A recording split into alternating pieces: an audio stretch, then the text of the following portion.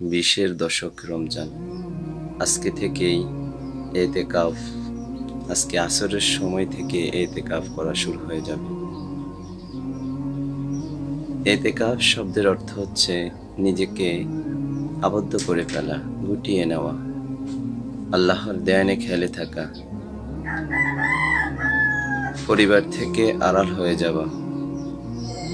এতেকাফ করা হচ্ছে সুন্নতে মুআক্কাদা। যদি কোনো ব্যক্তি কোনো মহল্লা থেকে যদি এতেকাফ না করে, একজন এতেকাফ না করে, তাহলে মহল্লার সবাই গুনাহগার হবে। যদি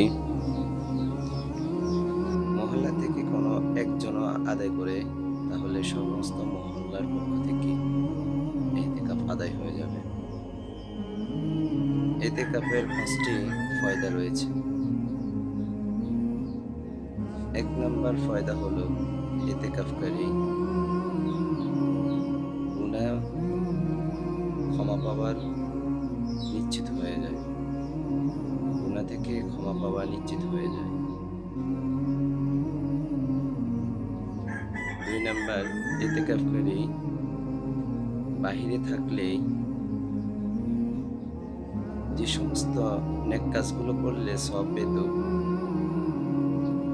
এতেকাফ করা অবস্থায় ওই বাহিরের সমস্ত কাজ করার সমপরিমাণ সওয়াব এতেকাফকারী পাবে।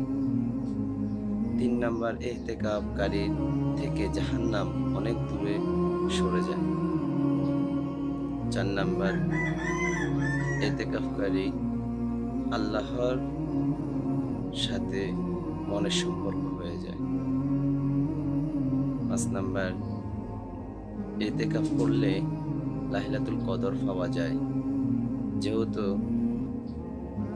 শেষ দশকের 21, 23, 25, 27, 29 বেজরাত্রির মধ্যে শবে কদর। তাই এতেকাফকারী সর্বাবস্থা মসজিদে থাকার কারণে এই 5টা রাত্রি সে পেয়ে থাকে।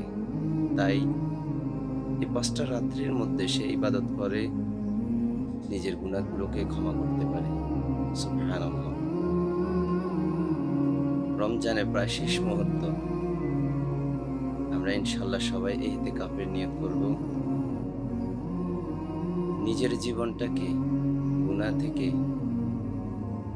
মুক্ত করব।